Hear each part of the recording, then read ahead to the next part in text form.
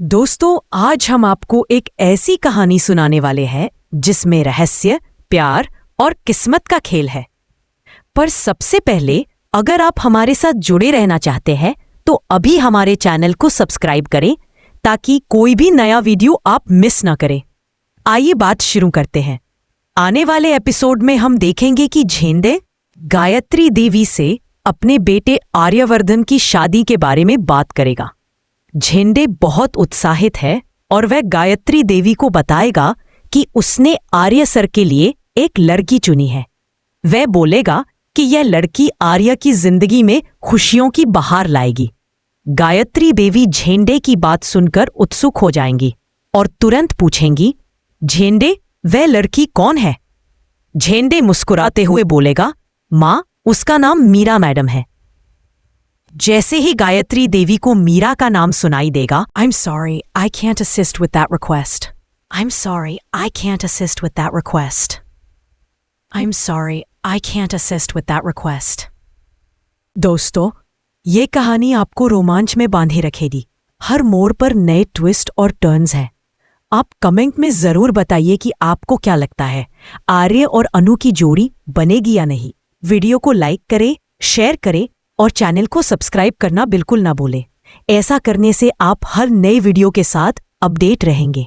गायत्री देवी अब पूरी तरह सोच में पड़ चुकी है। उनका दिल कह रहा है कि अनु उनके बेटे आर्य के लिए सही लड़की है, लेकिन दिमाग झेंडे को बातों की वजह से घबराया हुआ है। वह बार बार सोचती हैं, क्या मैं सही फैसला कर रही हूं या नहीं। इस बीच आर्यवर्धन को भी कुछ अजीब सा महसूस हो रहा है। वह अनु के बारे में बार बार सोचता है। उसकी मासूम मुस्कान और सच्चाई उसे बहुत भाती है। वह नहीं जानता कि किस्मत ने उसे किसी ऐसे मोड़ पर ला दिया है जहां उसकी जिंदगी पूरी तरह बदलने वाली है। गायत्री देवी ने फैसला किया कि पहले वह अनु से खुद मिलेंगी। वह चाहती है कि अनु की सोच, उसका चरित्र और उसकी आदतें देखकर वह यह तय कर सके कि वह वास्तव में आर्य ने उम्मीद की थी कि सच सामने आने के बाद सब कुछ ठीक हो जाएगा, लेकिन जिंदगी कभी सीधी राह नहीं चलती और यही मोड़ कहानी को और गहरी बनाता है। वैसे अगर आपको अब तक की कहानी ने बांधे रखा है तो अभी एक बार फिर चैनल को सब्सक्राइब कर लीजिए ताकि आगे के हर मोड़ आप तक समय पर पहुंचे। आर्य उस दिन गोपाल जी के घर से निकल को आया, लेकिन उसकी आंखों में एक सवाल तैर रहा था। आखिर कब तक कोई निर्दोष इंसान दूसरों की चालों की वजह से भुगतता रहेगा? और अनु, उस पर तो पहले ही बहुत कुछ बीत चुका था। आर्य की सबसे बड़ी चिंता यही थी कि अनु का भरोसा टूट चुका था। उधर ऑफिस में भी माहौल अजीब था। सबको पता था कि कोई बड़ा खुलासा होने वाला है, लेकिन कोई खुलकर बात नहीं कर रहा था। हर किसी के दिल में डर था कि कहीं उनके बारे में भी कुछ सामने न आ जाए। मीरा की बात करें तो उसका चेहरा उतर चुका था। वो पूरे ऑफिस में ऐसे घूम रही थी जैसे किसी ने उसके पैरों के नीचे से जमीन खींच ली हो। वो सोच भी नहीं सकती थी कि उसकी चाल इतनी जल्दी पकड़ी जाएगी। उसकी प्लानिंग थी कि अनु को फंसाकर वह ऑफिस में अपनी जगह मजबूत कर लेगी, लेकिन आर्य की जांच ने सबक जैसे कोई परीक्षा हो जिसमें सभी की कॉपी चेक की जा रही हो। मीरा चेहरा छिपाए बैठी थी। झंडे इधर उधर टहल रहा था और हर कुछ मिनट पर उसकी नज़र मीरा पर जाकर टिक जाती थी, जैसे कह रहा हो, अब तो गई काम से। आर्य सीधे कैबिन में गया। सबको पता था कि अब मीटिंग होगी और मीटिंग में बड़ा विस्फोट होने वाला है। लोग अपने अपने फ़ोन में अपडेट्स ढूंढ रहे थे और सोच रहे थे कि कहीं कुछ बाहर तो नहीं लीक हो गया। जिन्हें कहानी पसंद आ रही थी वो चाहते थे कि सच खुलकर सामने आए।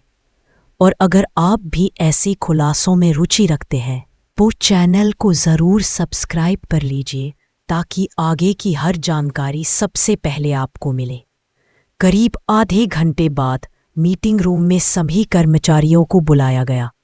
कमरे में कुर्सियां लगी थी, लेकिन माहौल इतना तनावपूर्ण था कि जैसे हवा भी भारी हो चुकी हो। आर्य सामने खड़ा होता है और कहता है, आज हम सब यहाँ इसलिए इकट्ठा हुए हैं क्योंकि ऑफिस के नाम पर किसी की इज्जत के साथ खिलवाड़ हुआ है। किसी बेगुनाह को जानबूझकर फंसाया गया और हमने सबूत इकट्ठा कर लिए हैं कि ये सब किसने किया। सबकी निगाहें मीरा पर जाकर टिक। वह समझा नहीं पा रही थी कि क्या बोले, कैसे खुद को बचाए। आर्य ने आगे कहा, सबसे पहले मैं वह फुटेज दिखाता हूं जिसकी वजह से पूरा सच सामने आया।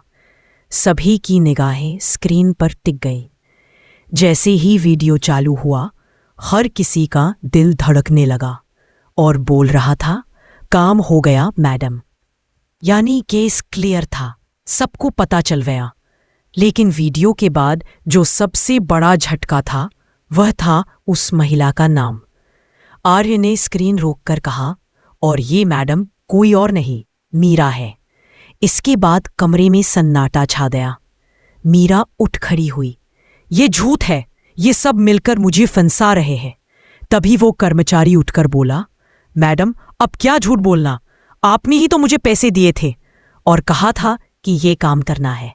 मीरा रोने लगी, लेकिन ये रोना सच छुपाने का नहीं, पकड़े जाने का था। आर्य ने कहा, मीरा अगर तुम्हें किसी से जलन थी, किसी से नफरत थी, तो उसे अलग तरीके से भी संभाला जा सकता था, लेकिन तुमने एक मासूम की इज्जत दांव पर लगा दी। उन्होंने गुस्से में कहा, मीरा तुम्हें तत्काल प्रभाव से निलंबित किया जाता है और आगे की जांच में अगर कुछ और सामने आया तो तुम्हारे खिलाफ कानूनी कार्रवाई भी की जाएगी। मीरा वहीं बैठ गई, चेहरा ढककर रोने लगी। कहानी का वो पल देखने लायक था जहां चालाकी का ताज टूटकर जमीन पर गिर जाता है। लेकिन असली मोड़ अब आता है। आर्य गोपाल जी के सामने खड़ा होकर कहता है, सर अब जबकि अनु निर्दोष है, मैं एक बार फिर आपसे कहता हूं, उसे ऑफिस वापस ले लीजिए। वह इस ऑफिस के लिए एक महत्वपूर्ण हिस्सा है। लेकिन गोपाल जी का जवाब फिर वही, नहीं, मैं अपना फैसला नहीं बदलूंगा। यह सुनकर सब हैरान हो गए। कुछ लोगों ने सोचा कि शायद गोपाल जी ने दिल में कुछ और सोचा है। कुछ ने सोचा कि शायद अनु की सुरक्षा को लेकर वे डर गए हों। लेकिन असली कारण अभी भी किसी को नहीं पता था। आर्य वहां से उठने लगा, लेकिन तभी गोपाल जी ने उसे रोक दिया। आर्य तुम बैठो। आर्य रुक गया। कमरे में फिर खामोशी छा गई। सब लोग सोच रहे थे कि अब क्या होने वाला है। गोपाल जी धीरे से बोले, अनु ऑफिस वापस नहीं आएगी क्योंकि मैं चाहता हूं और आपका मन कर। अगले दिन ऑफिस में तूफान आने वाला था क्योंकि अनु वापस लौटने वाली थी। लोग दो तरह के थे, एक वो जिन्हें खुशी थी कि सच्चाई जीत गई और दूसरे वो जिन्हें डर था कि उनके भी राज कहीं ना खुल जाए। अनु जब ऑफिस के गेट से अंदर आई तो माहौल बदल चुका था। लोग धीरे धीरे खड़े हो गए। किसी ने कुछ नहीं कहा, लेकिन उनके चेहरे बता रहे थे कि वो जानते हैं अनु गलत नहीं थी। कुछ लोग उसके पास आए और बोले, सॉरी अनु, हमने बिना सुने तुम्हारे बारे में गलत सोच लिया था। अनु ने मुस्कुराकर कहा, कभी कभी इंसान गलतियों से ही सीखता है। मैं बस यही चाहती हूं कि आगे कोई किसी बेगुनाह को यूं ना फंसाए।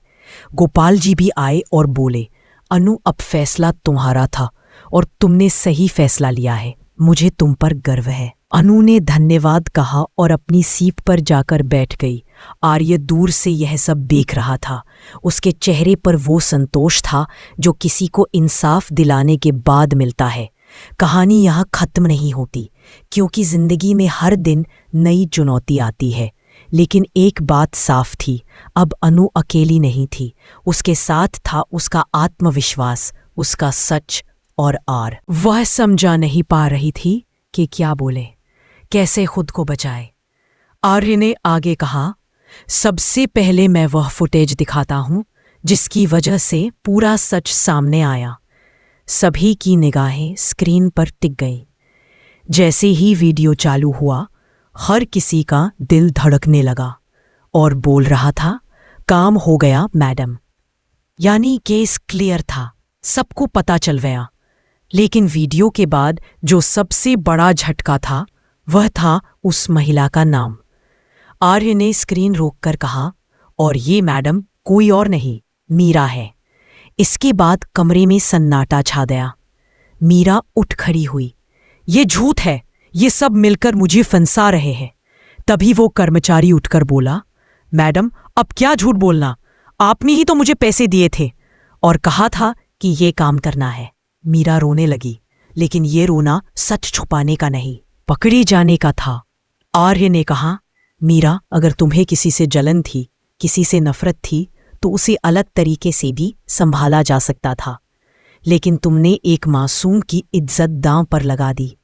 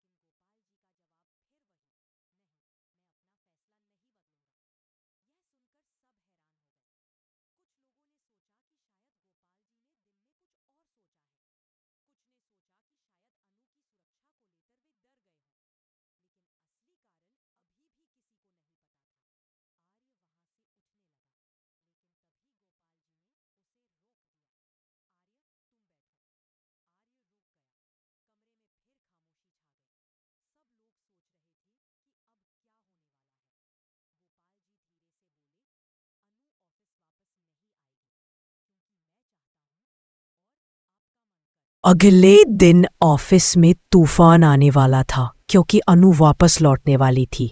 लोग दो तरह के थे, एक वो जिन्हें खुशी थी कि सच्चाई जीत गई, और दूसरे वो जिन्हें डर था कि उनके भी राज कहीं ना खुल जाए। अनु जब ऑफिस के गेट से अंदर आई तो माहौल बदल चुका था। लोग धीरे धीरे खड़े हो गए। किसी ने कुछ नहीं कहा, लेकिन उनके चेहरे बता रहे थे कि वो जानते हैं अनु गलत नहीं थी। कुछ लोग उसके पास आए और बोले, सॉरी अनु, हमने बिना सुने तुम्हारे बारे में गलत सोच लिया था। अनु ने मुस्कुराकर कहा, कभी कभी इंसान गलतियों से ही सीखता है। मैं बस यही चाहती हूँ कि आगे कोई किसी बेगुनाह को यूं ना फंसाए। गोपाल जी भी आए और बोले, अनु अब फैसला तुम्हारा था और तुमने सही फैसला लिया है। मुझे तुम पर गर्व है। अनु ने धन्यवाद कहा और अपनी सीट पर जाकर बैठ गई। आर्य दूर से यह सब देख रहा था। उसके चेहरे पर वो संतोष था जो किसी को इंसाफ दिलाने के बाद मिलता है। कहानी यहाँ खत्म नहीं होती, क्योंकि जिंदगी में हर दिन नई चुनौती आती है।